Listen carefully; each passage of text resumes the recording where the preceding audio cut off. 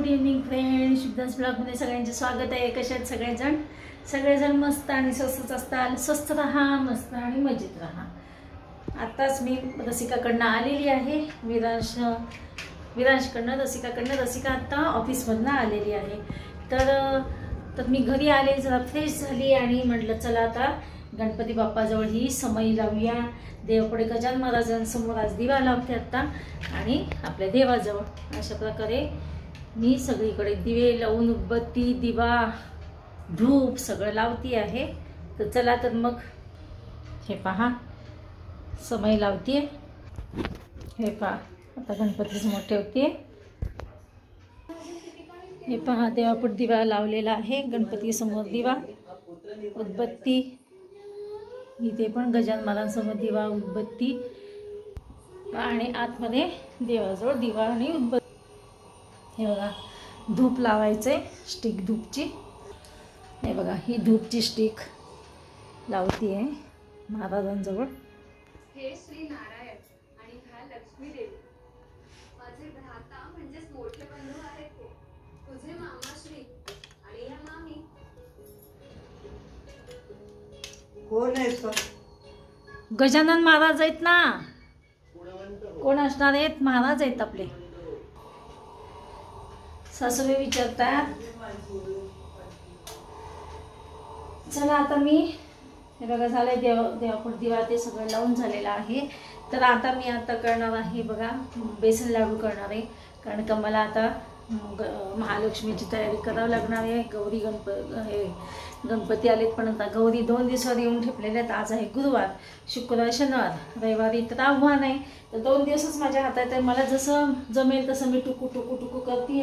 कारण का मला एकदम जमणार नाही आहे. विरासला सांभाळून, सासूबाईंना सांभाळून नाही होत. तर हळूहळू करते, जसं जमेल तसं करते. आणि महालक्ष्मी आई आपलं सगळं गोड मानून घेत असते. दरवर्षीच असतं तसं माझं.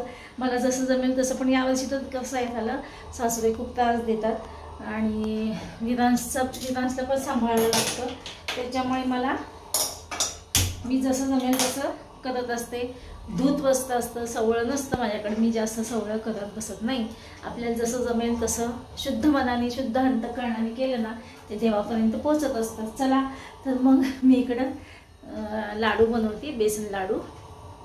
आणि खरंच मैत्रिणींनो, असं देव म्हणतो का की तुम्ही असं एवढंच करा तेवढंच करा. आपल्याला जसं जमेल तसं आपण करायचं. फक्त चांगल्या मनोभावे मी जर केलं तर ते देवापर्यंत पोचत असतं. तर चला मी आता बनवते. बेसन लाडू इकडे घेतलेलं आहे. बेसन पीठ मी काही दळून आणत बसलेले नाही. पीठ हे डाळ तर मी रेडीमेड पीठच आणलेलं आहे. तर त्याचं बनवते मी बेसन लाडू. हे बघा माझ्या तर दोन्ही मुली मला म्हणतात मम्मी कशाला करत बसती, बाहेरना विकतच आणणार. पण आपल्याला ते मनाला पटत नाही. फक्त देवापुरतं मी करत असते. मी म्हणलं बाकीचं एवढं करत बसत नाही. फक्त देवाच्या पण म्हणजे महालक्ष्मीची पोटं भरायची आणि नैवेद्य दाखवायचं. तर ते त्याला म्हणजे आपल्या हातानेच करायचं. किती करायचं, एक वाटी तर करणार आहे, जास्त काही करणार नाही आहे. हे पाईकडे बेसन घेतलेलं आहे. बेसन भाजती, त्याच्यामध्ये टाकणार आहे तूप. तर मी हळूहळू मंद आचेवर ठेवलेलं आहे भाजायला. हे पाईकडे भाजती आहे बेसन. बेसन लाडूला तूप जास्त लागतं.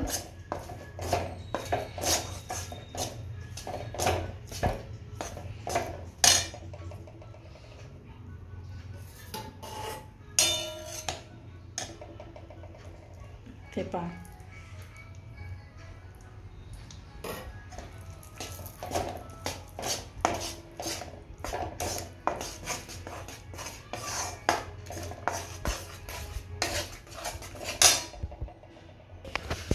आणि मैत्रिणींनो, आपल्या हातून म्हणजे आपण केल्याचं समाधान वेगळंच असतं.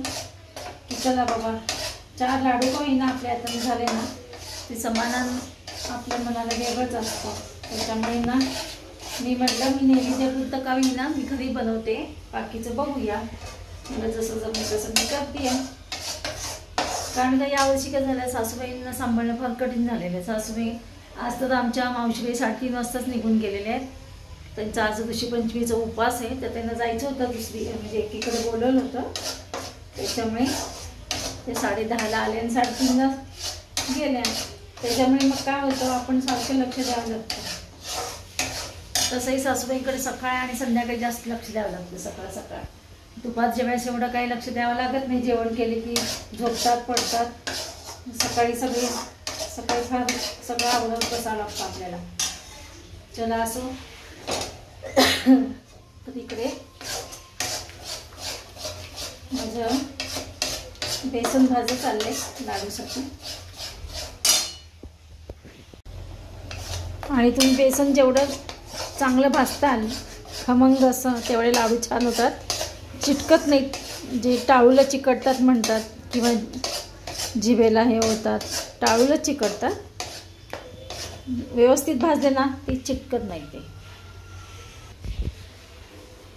माझी प्राजक्ता आहे ना, तर छोटी मुलगी, ती बेसन भाजताना नाही, बेसनच्या लाडूमध्ये भाजताना नाही, बेसनच्या लाडूमध्ये पोहे आहेत ना, पोहे तळून घालते. मी म्हटलं काय घातलं का, किती छान कुरकुरीत, मधनच कुरकुरीत असं लागतं कुरकुरीत. म्हणजे हे काय, हिने काय घातलंय वेगळं, ड्रायफ्रुट्स कुठलं घातलंय कुणास ठाऊक. ती म्हणजे अगं मम्मी पोहे मी ना तळून घालते त्याच्यामध्ये. खूप छान वेगळंच फील येतो ते लाडू खाण्यामध्ये. लालसर गुलाबी असं म्हणजे पण भाजावं लागणार आहे.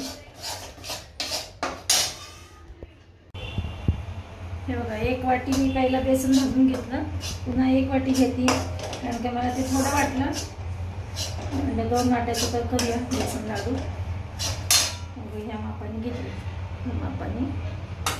चला आपण हे पण आत्ता घेतलेलं 1 वाटी बेसन भाजून घेते. हे बघा, इकडे बेसन भाजून माझं झालेलं आहे तयार बेसन लाडूचं. हे 2 जेवढे वाटे बेसन घेतलं तेवढेच वाटे मी साखर घेतली, पिठी साखर, गोड लाडूसाठी. नाहीतर कमी गोड होतात खूपच. आणि इकडे बेसन दुसरीकडे भाजती. थोडंसं बेसन घेतलं आहे वाटीवर, अर्धी वाटीच घेतलं आहे, वाटीवर पण नाही. तर रवा बेसनचे, हे बेसनचे लाडू झाले. आता रवा बेसनचे करायचे.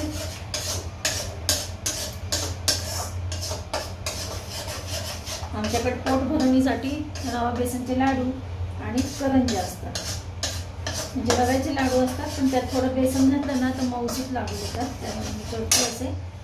चला तर मग आता एवढे लाडू भाजून झाले की, हे एवढं बेसन भाजून झाले की रवा भाजते. हे बघा, बेसन लाडू तयार आहे. इकडे काजू घेतलेले आहेत आणि बघा हे मनुके का बेदाणे काय म्हणतात, मनुके बेदाणे ते. आणि मग आता हे सगळं एकजीव करते. पिठी साखर घालून ठेवली आहे.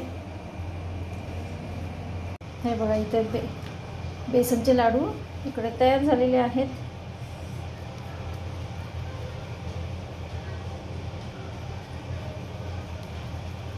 तूप जास्त असल्यामुळे ना थोडेसे असे शेपलेस होतात. जे शेप आपण देतो गोल त्याला, हे पहा, थोडेसे असे बसतात ते लाडू. हे बघा, असं शेप द्यावा लागतो. चला आता एक प्रकारचे तर लाडू झालेले आहेत. आता इकडं रवा भाजतीच आहे. झालं. आता इथं पण पाक तयार करते.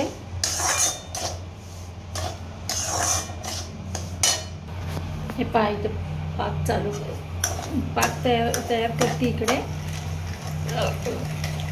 रवा भाजून ठेवलेला आहे, बेसन आहे, रवा बेसन. आणि इकडे बघा साखर, 2 वाट्याला थोडी कमी साखर घेतलेली आहे मी. जेवढा रवा तेवढी साखर नाही घेतली, थोडी कमी घेतली. त्यामध्ये घातलेले आहे दूध. चला आता इकडे पाक झाले ना, पाकात रवा म्हणजे रवा बेसन घालून ठेवणार आहे. लाडू जेव्हा वळायला येते तेव्हा वळेल. तोपर्यंत बघा मी स्वयंपाकाची तयारी करते. आता स्वयंपाक 6:15 झाले. रात्रीचे संध्याकाळचे मला अजून गणपतीची आरती करायची आहे. त्यांना फोन करते, येणार असतील तर थांबते, नाही तर मला गणपतीची पहिला आरती करून घेते. एकीकडे कुकर लावते. हे बघा इकडे माझे, हे बघा हे रवा आणि इकडे हे बेसन लाडू तयार झालेले आहेत. आत्ता हे मिस्टर आलेले आहेत कामावरनं 8 वाजले रात्रीचे आणि माझी आता आरती पण झालेली आहे. गजानन महाराजांची आणि गणपतीची पूजा आरती झालेली आहे. तर हे बघा इकडे आपले हे रवा बेसन लाडू तयार झालेत. तर इकडे कुकर झालेला आहे आणि इथे मी भाजी बनवून लगेच 2 भाकरी गरम गरम करणार आहे. चला तर मग भेटूया अशाच नवीन एक ब्लॉग्समध्ये. तोपर्यंत बाय बाय, टेक केअर.